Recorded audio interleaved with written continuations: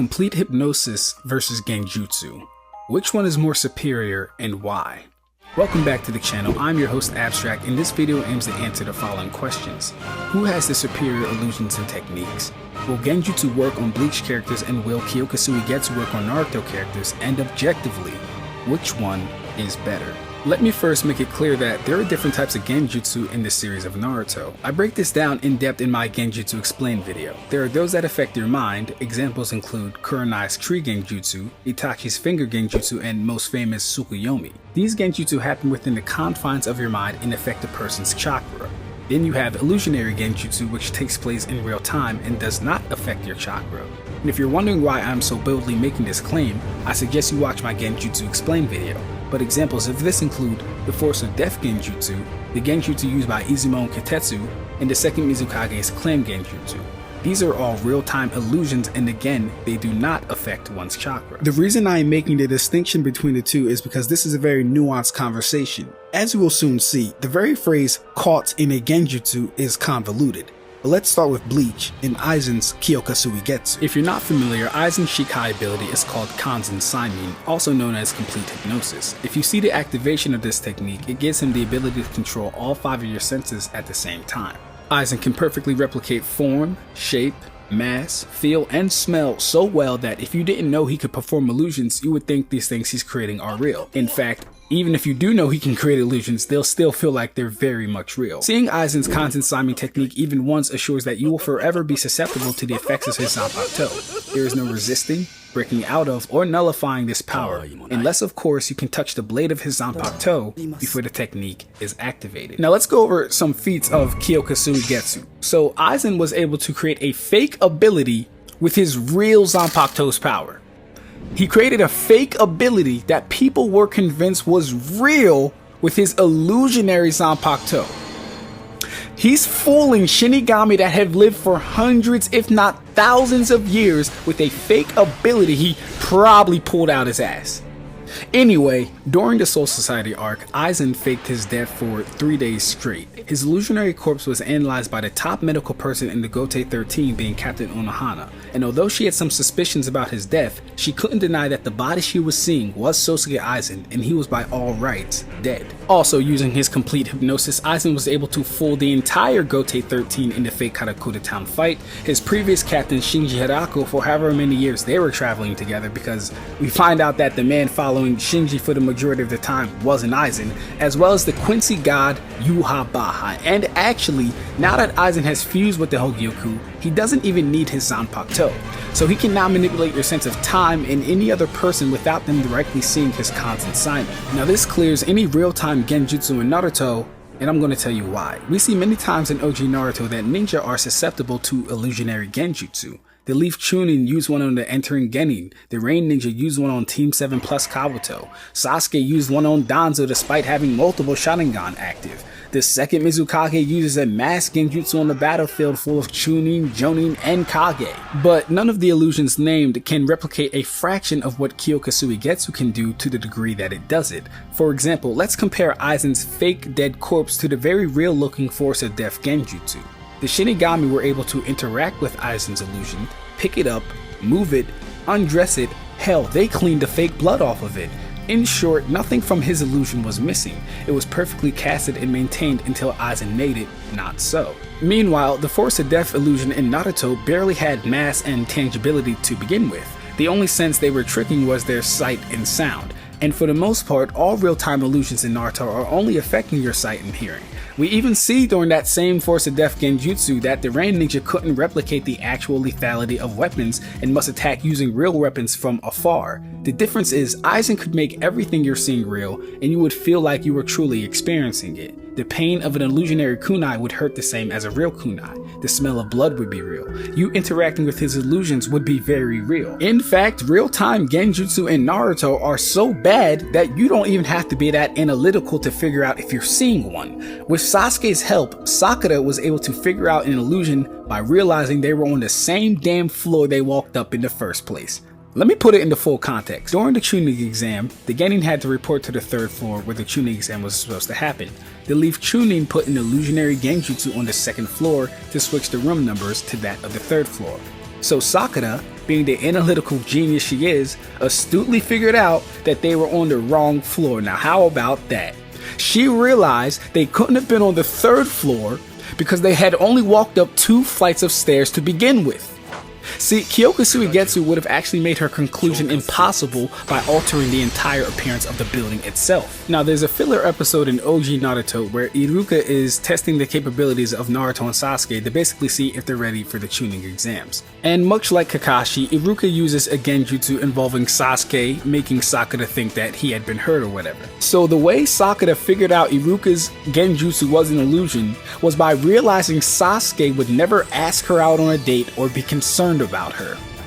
Are you guys serious? See, most Naruto illusions are dispelled when there are very noticeable inconsistencies to the world around them. Meanwhile, we have Kyoka Suigetsu being active for a whole 3 days and thoroughly examined by Unohana, who by the way found nothing strange with his blood, how he looked, or his cause of death. So Kyoka Suigetsu has a longer time frame than any Genjutsu in Naruto, and it has the capabilities to alter your senses so well you believe the world around you. Now let's take a look at the second Mizukage, who does a mass illusion in the 4th grade Shinobi War. No shinobi on the battlefield is able to defeat his Genjutsu, let alone defeat him. And mind you, we have people like Gaara and the Tsuchikage there. They come to the conclusion that they have to deal with the clan making the illusions to stop them.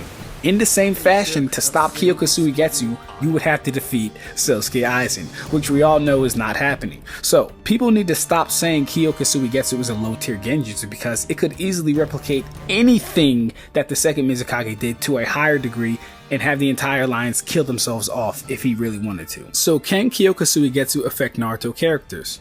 Absolutely, it manipulates all 5 of your senses without any caveat and has been canonically used on every race of the verse. Now, would Naruto characters be able to stop Kyoka Suigetsu? Well, based off their own series, Naruto characters have shown no resistance or ability to stop an illusion from happening or taking place. We even see when Sasuke has his Sharingan active in the Force of Death, it doesn't make the illusion he's seeing less real, just that the clones are in fact illusions, and it's ambiguous to know what that even means. So no mentioned method of releasing Genjutsu would work or be effective when dealing with Kyoka Suigetsu. It's not just an attack on the opponent's senses after all, it's a spiritual attack. Secondly, the ways to bypass and deal with Kyoka Suigetsu have already been stated or shown. You can touch the blade before complete hypnosis is activated, or you can opt for getting impaled like Yamamoto and feeling his Zanpakuto spiritual pressure. But even that would be giving a little too much credit to the Naruto verse. Now let's talk about Genjutsu. As I've already stated, there are 2 types and I've pretty much covered the first one, so on to the second one. Those that take place within a target's mind and control the opponent's chakra. The Genjutsu that are mental attacks are very powerful. They can cause physical fatigue and psychological damage to a high degree. The only problem with this type of Genjutsu is it's limited to those that have chakra. For some reason, people like to blatantly misinterpret or ignore what Jiraiya says about the technique. Let me make this loud and clear again. A Genjutsu user literally must manipulate their opponent's chakra. You may be saying, well, how did the animals of the world get caught in the infinite Tsukiyomi? Well, obviously they had chakra as well. Here we can see Karin sense the chakra of not just humans but dogs. Then we have the toes of Mount Miyaboku who taught Senjutsu to Hagoromo. And newsflash, you need to have chakra to use Senjutsu. This scan debunks the idea that Hagoromo spread chakra to the world while at the same time proving animals already had it and taught him some things he didn't even know about it. And if you're still not convinced, here's Jiraiya telling Naruto that everyone unconsciously swirls the 2 types of energy together to make chakra. And if you're just a stubborn bastard, there are multiple statements in Boruto that we could go to that directly talk about taking chakra from all of the planets and all of the life on Earth. So, yeah. But Ab-Stract, what about Sharingan Genjutsu? Shisui said the opponent doesn't need chakra. No. He didn't. Shisui was explaining that his Mangekyo Sharingan makes it easier to pull more chakra in his opponent. He never once stated that the opponent doesn't need chakra or that chakra itself wasn't a requirement. So no, I'm sorry. Read that scan over again. Reading comprehension is lacking in this community, okay? Yeah, mental Genjutsu as a power only works on those with chakra. Now I can confidently say real-time illusions would work on Bleach characters as I don't believe that requires chakra. The only issue would be that high-tier Bleach characters rely on Reikaku to basically see and they don't really need their eyes. So that would be the only issue. It could work, it just wouldn't be that effective. Now before we wrap this up, there is one genjutsu that transcends both real-time illusions and mental attacks, and that would be the forbidden jutsu known as Izanagi. This allows the user to put themselves in a genjutsu and at a low level manipulate reality. Users of Izanagi can rewrite events that have occurred that negatively impacted them. This can be things like death, getting hit by a genjutsu, or just taking any form of damage in general. In my opinion, this is the most powerful genjutsu in Naruto because of how applicable and versatile it is. With that, it's time to answer our last questions. Number 1. Who has the superior illusions and technique? Well, objectively speaking, Sosuke Aizen does. Not only do his illusions have mass and can be physically interacted with, Aizen can manipulate your sense of time and maintain his illusions for a far longer duration than anything we've seen in Naruto, save for the infinite Tsukiyomi. Once ensnared by his hypnosis, you will forever be susceptible to his illusions, and it takes a lot more than just basic awareness to stop Kyoka Suigetsu. The real-time illusions in Naruto cannot last as long and only cover about 2 areas of sensory perception, that being your sight and hearing. Also, as we've established, they can be overcome quite easily by noticing inconsistencies in reality or by simply defeating the caster. Number 2. Objectively, which one is better? Save for Izanagi, no genjutsu comes close to being objectively better than Kyoka Suigetsu. Let's go over why that is. Izanagi doesn't require the opponent needing chakra to be performed. You can delay the effects of it for up to at least a few days. You can outright rewrite events that happen to you entirely. This is the only genjutsu in Naruto that is superior to Kyoka Suigetsu in my opinion. Now if we're just keeping this conversation in verse, I would have things like Kodo Matsukami and Tsukiyomi over Kyoka Suigetsu, and the reason for that is because of how potent and effective both of these things are in verse.